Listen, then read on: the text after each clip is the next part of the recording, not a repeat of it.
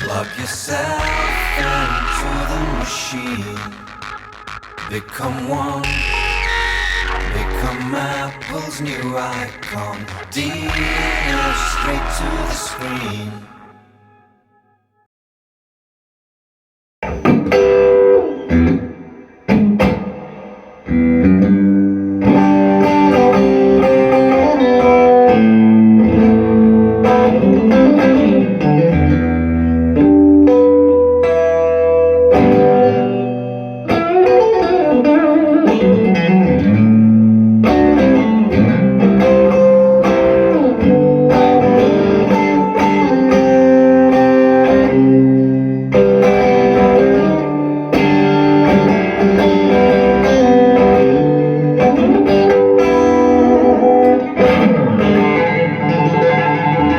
Hey all you vintage guitar lovers out there, welcome back to Floyd's Vintage Guitars. So today I have got something absolutely incredible in my hands. I have a 1974 Fender Stratocaster. And right off the bat, I want to just say that this is one of the cleanest Strats, I think, vintage Strats, I think I've ever had the privilege of owning. It's absolutely insane. This guitar looks like it was made yesterday in a factory and put out. It's one of those rare specimens that looks like it was bought, played twice, put under a bed and never seen again for decades, and I luckily got my hands on it. So the only little blemish is a little bit of buckle rash here at the back. So somebody did play it at some time, but not for very long. Excusez-moi, pardon. So, 1970 Stratocasters. Now, if you've ever watched any of my videos before, you're going to know that I'm a huge fan of 70s Gibsons and Fenders. Partly because you can get them at a bargain, mostly because I feel that they are some of the best built guitars that those brands made. And certainly my early 80s, late 70s Les Pauls are the best guitars that I own. And please keep in mind, I'm not talking about the early 50s, 60s stuff. I mean, what I'm trying to say is your best buys out there can sometimes be your 70s guitars. If you're willing to pay $500,000 for a 59 Les Paul and take it out to gigs in your local pub or local gig, great, but for most people, when it comes to people like us who love that vintage feel and sound, I really do feel that the 70s guitars really do step up and kick butt. So this one, my number one guitar, and has been my number one guitar for almost 20 years now, is a 1965 Strat.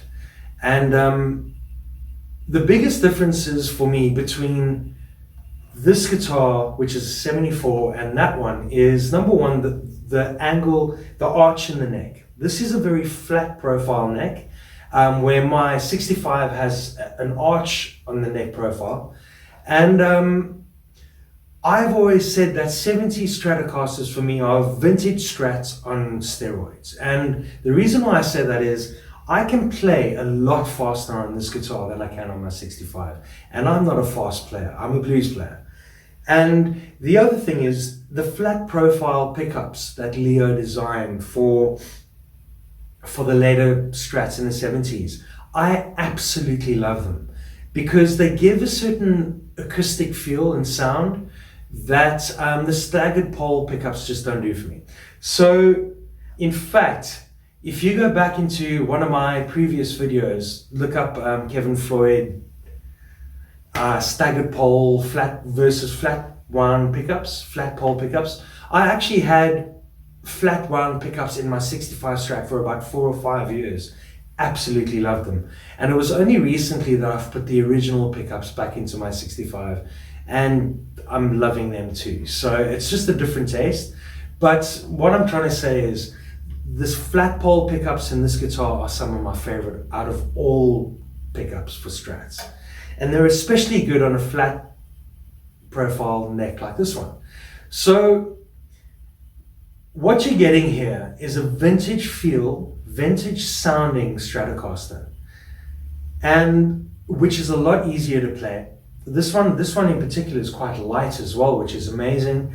And what I love about these guitars is they nail that Strat sound right off the bat. Like for me, in my mind, when I think Stratocaster, I'm thinking Dire Straits, Shadows, Stevie Ray Vaughan, David Gilmour. When I'm thinking Les Paul, I'm thinking Jimmy Page. When I'm thinking hollow body Gibson, like that one over there, I'm thinking everything from jazz to blues to, but what I'm trying to say is we all have a sound in our heads of what a Strat should sound like. And this guitar nails that 100%, 100, like 11, And that's what makes these guitars so good, is that they were built to last. They were built to look like this after 50 years of sitting in somebody's cupboard and still play so well and still produce that sound that we're all after.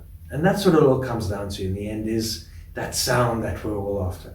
So yes, guys, a 1974 Stratocaster, one of the best Strats I've ever played. The neck is incredible. The feel and sound and tone is incredible. You just can't replicate this guitar with anything new today. I say it time and time again. And if you don't want to spend $15,000 on a 65 or 63, your next best bet, I promise you, is going to be one of these mid-70s, early 70s Strats, where you're still getting that feel and sound, but slightly more modern. That's the only way I can describe it. Just incredible. So yes, guys, please like this video. Please subscribe to the channel if you're not already subscribed, and comment. Tell me what you feel. If you're a 70s guitar owner, do you agree with me, or do you disagree and say that maybe the more modern guitars are the way to go? Personally, this is a vintage guitar channel, so you know what side I'm sitting. So see you next time, guys. Cheers.